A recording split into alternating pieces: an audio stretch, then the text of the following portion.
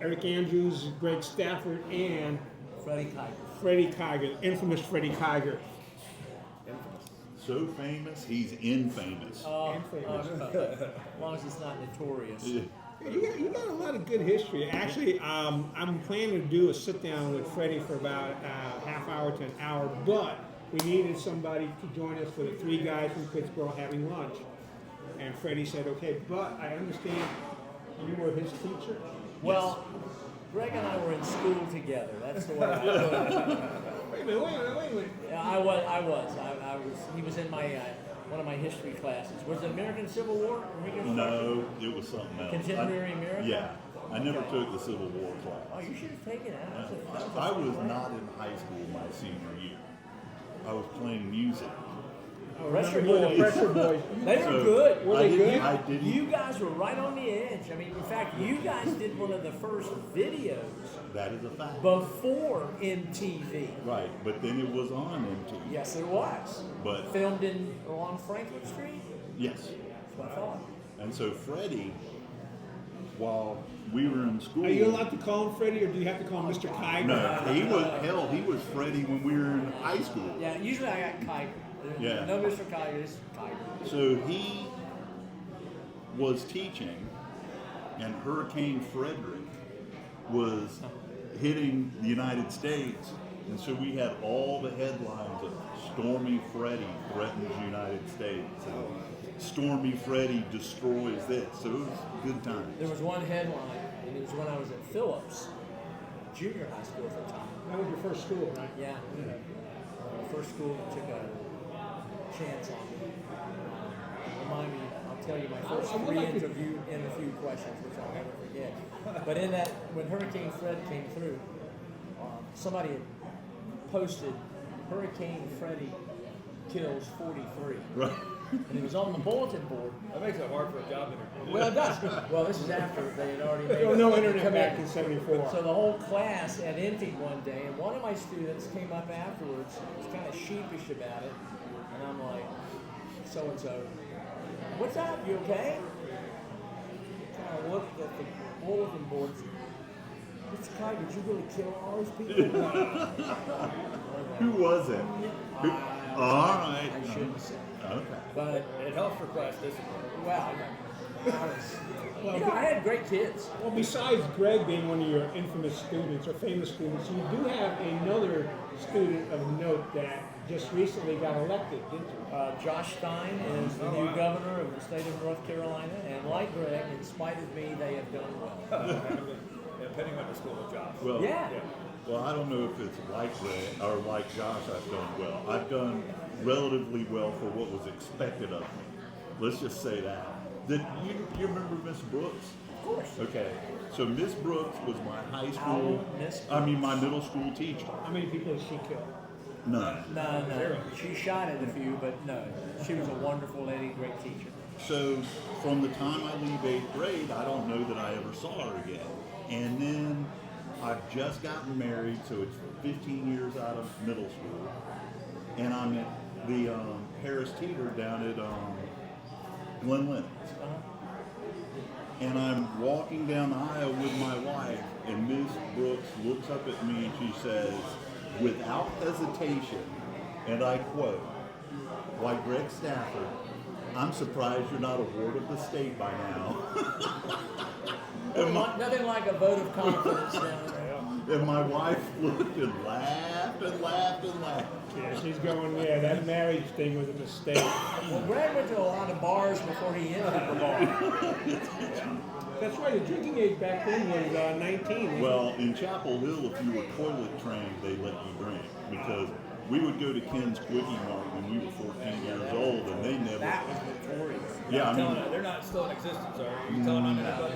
no, they've been gone. University Square is gone, now it's a whole block of apartments. But they didn't care how old you were.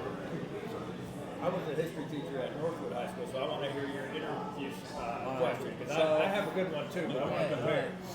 All right, Aaron. So I just got my Master's of Arts in Teaching degree, August of 1977. And I literally have gone back to my home in the rural Hall, King, Tobacco area, north of Winston-Salem.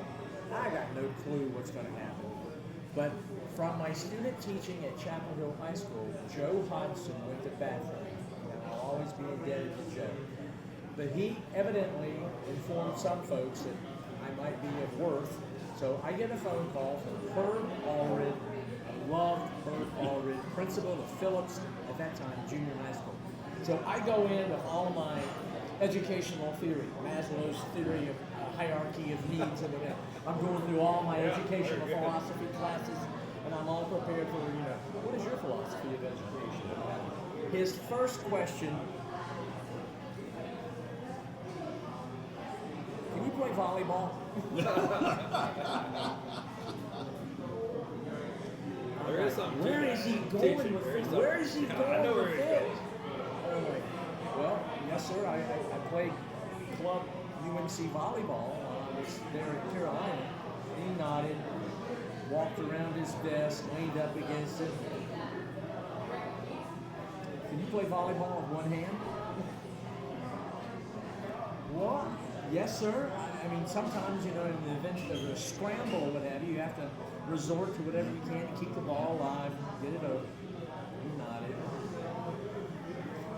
Third question. Can you play volleyball with one hand and the other hand holding a beer? And I was like, what the heck is this? What he was doing, every Friday afternoon, the faculty of Phillips Junior High School went to Annie B. Talbot's house to play volleyball. And he was finding out if I fit. Right.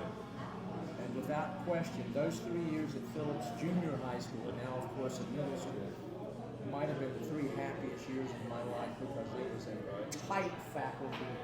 We would go to war for one another, and it was a fantastic teaching experience. But I My wasn't ready for experience it. with Herbal was quite different. Oh, So when I was in school, we were in the band. yeah. And so we're going to band contest, and at the time there was no I-40. So there's just 54, 2 lanes, and you're going down the road. Pray for me, I drive 54. Right. So we're in the activity bus. I'm in the back of the bus with a bunch of friends of mine. The back of the bus. And right behind us, a Volkswagen bus full of nuns pulls up. So it's nuns behind the activity bus. Recipe for disaster. So me and some Oh, were buddies, you yeah, the ones that did that? we mooned the bus full of I nuns. remember that. Okay, so we mooned the bus full of nuns. The nuns call the state, who finds out who had the activity bus that was on 54. And we're sitting in class one day, and this is exactly what Herb does. Did you have to go in the lineup? He comes walking in, and he goes, Stafford, I know you're one of them. Get up here. And then it was like Mike Long, David Fortney, and I don't think you should be naming names. what the hell? And I think David Bottigelli, though I'm not sure about him. So they gave us a choice of being paddled or 4 weeks of detention. And of course I took paddling. But Herb could swing a Did you paddle paddle. anybody in your day? No, but Herb did. Oh, okay. And he could swing a paddle too. That's all I'm saying. Those are the days of corporal punishment. No, I never. In my entire 20-year career, I took one person to the office. That was it. Will you tell us who that but was? it killed But you. you got a story now. Well, when I was a teacher, we didn't have like deputies or resource officers or whatever. So there were 2 coaches, me and Coach Harrington, and we were the security for the school. So the kids would like plot out where we were, and they would fight on the opposite end of where we were. The kids would do. But my hiring story, I had a corporate job in Raleigh. I decided that I wanted to teach and coach football, and so I didn't want to go to an urban area. So I mapped out rural schools, and the first one I drove into was Northwood in Pittsboro. The athletic director, Jim Baptist, was there. He's putting ice into a cooler. I walk in there, he goes, what the hell do you want? And I was like, I want to teach history and coach football. And he went, Yeah, you're big enough. All right, you're hired. So that was it. That was it. I didn't have to have a master. Is there not an HR department? Thousands of applications are going into central offices, and you walk in. Yeah, And, that was it. So I stayed there for. I was a coach there for 14 years. I taught there for 6 years. It was fun. that's awesome. We are going to feed you. Yeah. I just want to go back to the thing you had mentioned about starting school. Your dad was a big influence in your life. No question. And you had mentioned, I think I had read somewhere that your first job was $12,500 at Phillips, was it not? My father was a World War II veteran who landed at Omaha Beach. The 200 people in his landing craft, 13 went home. His 331st Infantry Regiment and the 83rd Division took 300% casualties in World War II. Replacements were coming in by the time of the Battle of the Bulge where he was at, and lasting maybe hours, days. And then they were placed in Czechoslovakia at the time, after the war, being trained for the home invasion of Japan. My dad never had a problem lamenting the 2 atomic bombs. It ended the war and they got to come home.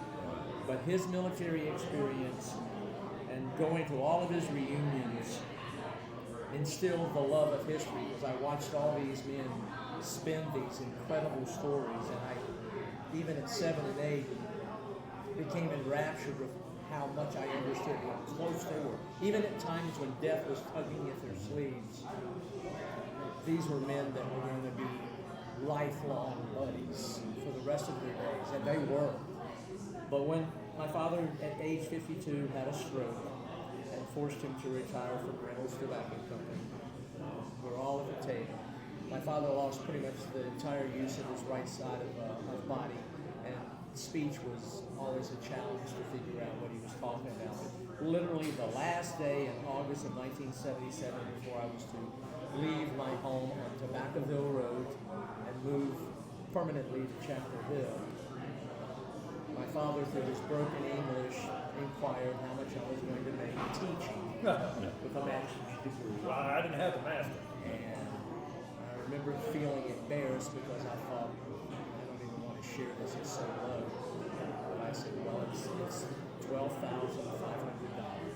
And I did indeed see my father's head drop. And it just almost broke my heart. I felt like I let him down. But you had your master's at that time. Yeah. Okay. So it was literally, as I'm about to leave the house, my mother stopped me, took me into the hall, and said, I want you to know, your father is not disappointed in you. You are about to make more money than he ever made in his entire life for you.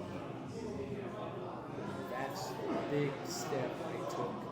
One of the first biggest steps I ever took in growing up. We had a house. If I was sick, I was always looked after. We had clothes. There was always food. Now I understood why he was selling encyclopedias, why he was working as an election official, why he was doing this, why he was doing that to bring in extra money, why my mother was being a substitute teacher. Wow, it's still one of the most powerful moments of my life. Yeah, but despite him having that stroke, that put a... You have a positive angle on life, don't you? I try to. Yeah. If there's a backyard of manure, there's a pony underneath. Right.